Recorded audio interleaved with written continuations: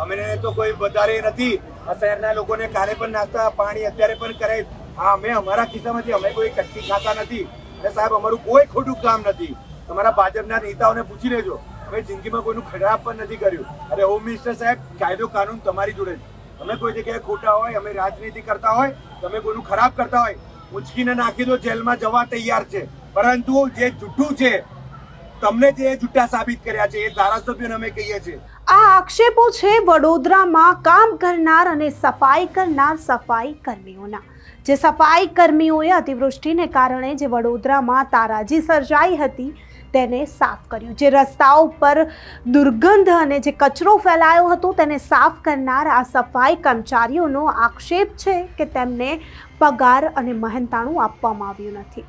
આ લોકો કહી રહ્યા છે કે અમે 2 દિવસ સુધી ખાધા પીધા વગર કામ કર્યું છે, છતાં અમને મહેનતાણું આપવામાં આવ્યું નથી.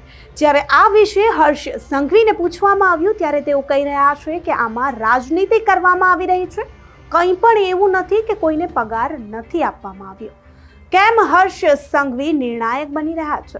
હર્ષ સંઘવીએ તપાસ કરવી જોઈએ પહેલા, પછી નિર્ણાયક બનવું જોઈએ કે આ લોકો જો કહી રહ્યા છે તો પછી કંઈક તો એમની વાતમાં સચ્ચાઈ હશે, કંઈક તો તથ્યતા હશે. હું તપાસ કરી લઉં. કેમ હર્ષ સંઘવી તપાસ કર્યા વગર જ આ મામલે નિર્ણાયક બની રહ્યા છે? તો સૌથી પહેલા આ મામલે હર્ષ સંઘવીએ શું કહ્યું તે સાંભળી લઈએ. માનવું છે જી સર કે તમે તો ખૂબ સિનિયર પત્રકાર છો. આવી મુશ્કેલ ઘડીમાં કોઈ રાજનીતિ કરવાનો પ્રયત્ન કરે એ આપણે ના ચલાવવું.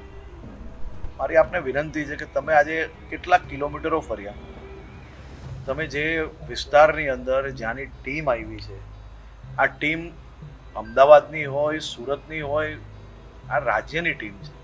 આ મુશ્કેલ ઘડીમાં એકબીજાને સહયોગ કરવો એ આપણા ગુજરાતીઓના સ્વભાવમાં છે. આપણે અનેક મુશ્કેલ ઘડીઓનો સામનો કર્યો છે. અમદાવાદ મહાનગરપાલિકાએ જે 250 લોકો 300 લોકો મોકલવાના હોય, સુરત મહાનગરપાલિકાએ જે 200 લોકો મોકલવાના હોય, એ લોકો ક્યાં કામ કરે છે, કઈ રીતે કામ કરે છે, હું તમને બતાડું.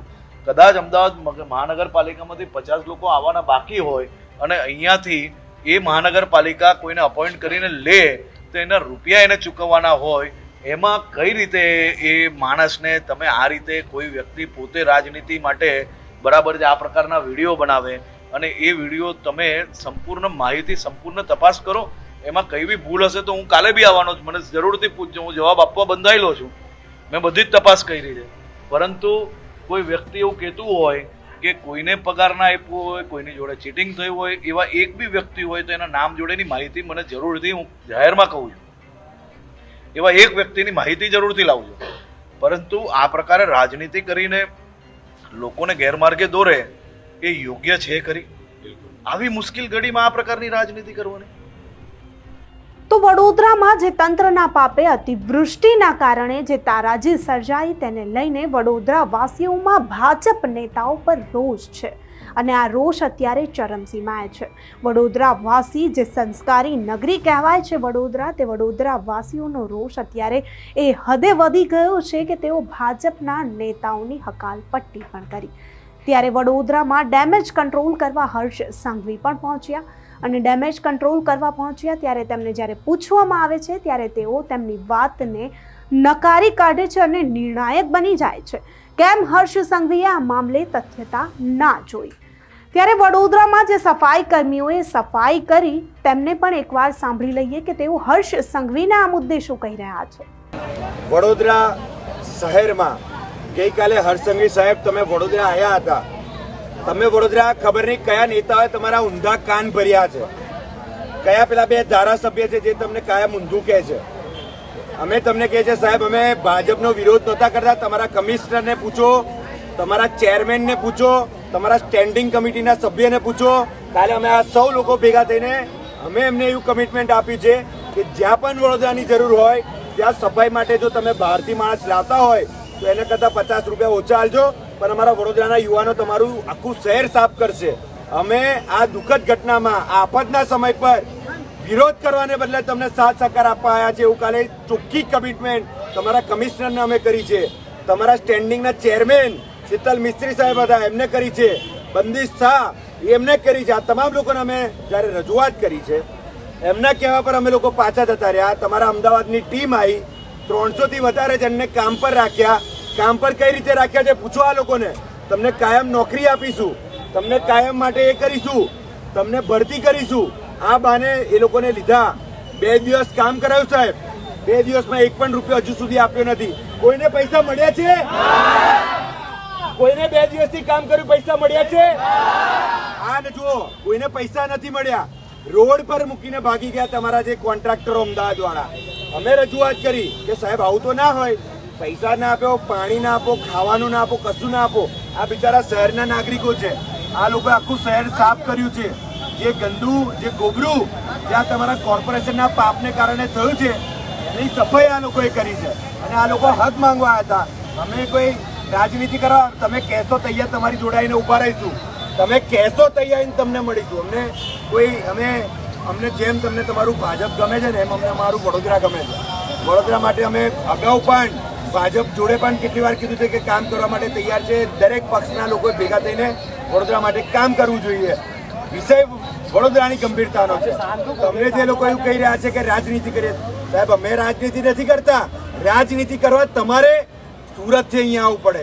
અહીંયા તમારા મેયર છે, અહીંયા તમારા કમિશનર છે, અહીંયા તમારા ચેરમેન છે, આખી સ્ટેન્ડિંગ કમિટી તમારી છે. વડોદરામાં એક વોર્ડમાં તમામ કોર્પોરેટર તમારા છે, 7 કોંગ્રેસ સિવાય.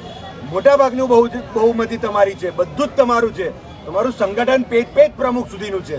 તેમ છતાં આવા સંકટ સમયમાં તમારે નથી કચરા જોડે લેવા દેવા, તમારે નથી સફાઈ જોડે લેવા દેવા, તોય તમે અહીંયા આવીને સફાઈ માટે કરો છો. એ અમારા માટે ગર્વની વાત છે કે હોમ મિનિસ્ટર થઈને આવી રીતે કરે છે. પરંતુ સાહેબ એક બીજી બાજુ દુઃખ પણ છે આખા શહેરને કે હોમ મિનિસ્ટર કાયદા કાનૂન છોડીને સફાઈ માટે શહેરમાં ફરે છે રાત્રે. તો આ બધા તમારા જે બાકી ચૂંટેલા પ્રતિનિધિ શું કરે છે? એ લોકો કઈ ગયા છે? એ લોકોને કરવું જોઈએ આ બધું. સાહેબ કોઈને પૈસા નથી મળ્યા. તમે એક જણની વાત કરો છો, તમે મને જુઠ્ઠો સાબિત કરો છો. હું તમને કહું છું સાહેબ કે આ તમારા શહેરના લોકો છે તમને પણ જુઠ્ઠા પાડે છે. શહેરને તો જુઠ્ઠું બોલે છે, ગુજરાત રાજ્યના હોમ મિનિસ્ટરને જુઠ્ઠા પાડે છે. આ બધાના પૈસા બાકી છે. બધાને પૈસા બાકી છે. કોઈને રૂપિયા આપ્યો છે? રૂપિયા આપવાની વાત કરી હતી કાલે? આજે આપ્યા કે રૂપિયા? કાલે વાત કરી હતી કે આજે કામ આપશે, આપ્યું કોઈને કામ? બધાને કાલે વાત કરી હતી કે તમને કામ આપીશું. આજે કોઈને કામ પણ નથી આપતા, પૈસા પણ નથી આપતા. એટલા માટે વિરોધ કરો. રાજનીતિ નથી કરતા હોમ મિનિસ્ટર સાહેબ. રાજનીતિ કરવા માટે તમારે આવવું પડ્યું છે હોમ મિનિસ્ટર થઈને. અમને દુઃખ છે કે રાજ્યના હોમ મિનિસ્ટર સાહેબ આટલા મોટા અહીંયા આવીને મારા જે આ તુચ્છ માણસ, નાના માણસ, જે શહેરનો માણસ છું, હું તો આ ચંપલ પહેરીને સાહેબ બતાવું છું. અમને તો કોઈ વધારે નથી. આ શહેરના લોકોને કાલે પણ નાસ્તા પાણી અત્યારે પણ કરે. હા, અમે અમારા ખિસ્સામાંથી અમે કોઈ કટકી ખાતા નથી. અને સાહેબ અમારું કોઈ ખોટું કામ નથી. તમારા ભાજપના નેતાઓને પૂછી લેજો, અમે જિંદગીમાં કોઈનું ખરાબ પણ નથી કર્યું. અને હોમ મિનિસ્ટર સાહેબ કાયદો કાનૂન તમારી જોડે છે. અમે કોઈ જગ્યાએ ખોટા હોય, અમે રાજનીતિ કરતા હોય, તમે કોઈનું ખરાબ કરતા હોય, ઉંચકીને નાખી દો, જેલમાં જવા તૈયાર છે. પરંતુ જે જૂઠું છે, તમને જે જૂઠા સાબિત કર્યા છે એ ધારાસભ્યોને અમે કહીએ છીએ. સયાજીગંજના ધારાસભ્ય હોય કે રાવપુરાના હોય, એ બે ધારાસભ્યને કહીએ છીએ કે સાહેબ જે ખોટું છે એ ખોટું છે. તમારે પૈસા આપવાના બાકી છે. તમારા ધારાસભ્યને કોને કે આવીને પૈસા આપી દે આ લોકોને. તમારા કોર્પોરેટરને કો આવીને પૈસા આપી દે. પિંકીબેનને તો કોઈ દિવસ કશું ખબર જ નથી હોતી. મેયરને કોઈ દિવસ જિંદગીમાં ફોન ઉચકતા નથી, કોઈ દિવસ મળતા નથી. અને આ બધી વ્યવસ્થા તમારા નેતાઓને લીધે.